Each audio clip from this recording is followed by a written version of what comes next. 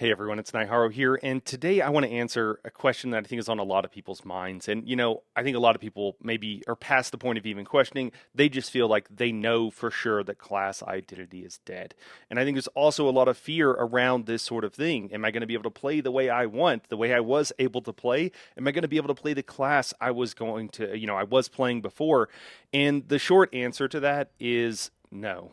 No, you're not. And I might add to that yes, you can do different things. We have seen really high parses with people on not just on an Arcanist and on various classes. Yes, there's some pretty cool builds out there. We'll see how it all shakes out, but it does look like there's going to be some options, but they're going to be totally different than what we have been experiencing before. And I know a lot of people, we just don't like change. And being forced to change as well, or otherwise really feel like we're falling behind on our DPS, I think is also going to be a problem for a lot of people. So yes, you can run a Nightblade, a Warden, and a Arcanist and get, without the beam and get good damage. Yes, you can run an Arcanist, a Sorcerer, and, you can run these various skill lines and get good damage, but it really is, there are a handful of skill lines that you really want, and there's a bunch that aren't really going to be used anymore. I personally found it really hard to figure out a way to use my Brittleton build to actually, do something with that. And, oh, maybe I'll grab a Frost skill from the Necro or from some other class. And can you do it? Yeah. Is it the 40% damage increase that we're seeing on some of the other classes?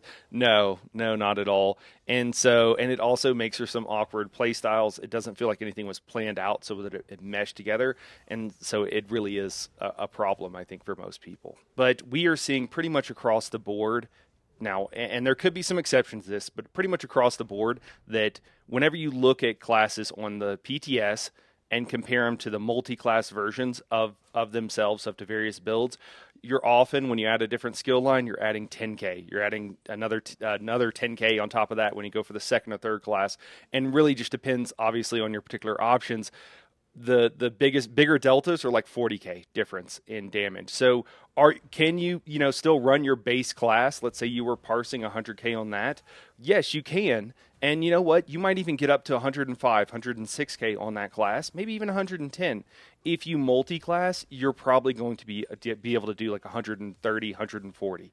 So a pretty significant, and it really, obviously, it depends on your build, but I've tested this out myself. I've also reached out to several people asking the help channels here, and the comments I got were, I normally parse 110k on an Arcanist on live. Now I'm getting 116k on the PTS. So cool, their damage went up. However, if they subclass, they can hit easily 30k more than that. So a pretty significant increase there. Also, people are wondering about the beam builds. Is it just going to be beam builds? Well, it kind of already has been for a long time, and that's just going to continue. Yes, there's other things you can do. Yes, they're fun and interesting, but the easiest thing to do, I mean, the Arcanist beam hits so many extra targets. Sure, they capped it at 6, but that's all you need to hit with anything. I mean, most classes have a single target spammable, if you look at a Nightblade and what have you. And so, no, it's not really going to compare to what you can do with multi-classing. And honestly, this is kind of a logical conclusion to what we kind of expected with this. Other notes, Nola, who helped me with the Nightblade video, the DPS video I did recently, she said she's tried with a base class, then with 2 classes, and then with 3 classes, and between each additional class, it got her about 10k more. And then she also mentions that, hey, I can also see this being a lot more, depending on how you multi-class, what your base class is, what your base build that you're going for is. So that's what it seems to be the case. I've tried it as well. I tried kind of a multi-class Nightblade. I've tried a multi-class Warden. And yeah, I can't, even with my Brittleton, I can't really find a good way of running all ice and being able to get like a themed build without losing a significant amount of damage.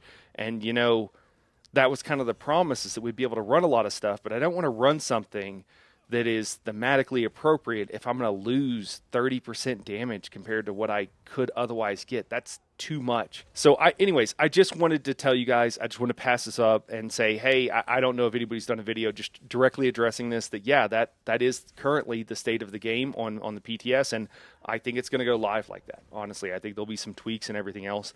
If you want to learn more about this or, talk more about it, tonight, in just a few hours from the release of this video, I'm going to have on a friend who's also develops video games, and we're going to kind of talk about the theory behind multiclassing, in particular with ESO, and just kind of the game theory more specifically, and talk a bit about that, what could have been done, what are other options, and really just the game design aspect of it. If that's something you're nerdy and you're into, come check us out. Anyways, appreciate you guys watching. We'll catch you in the next one.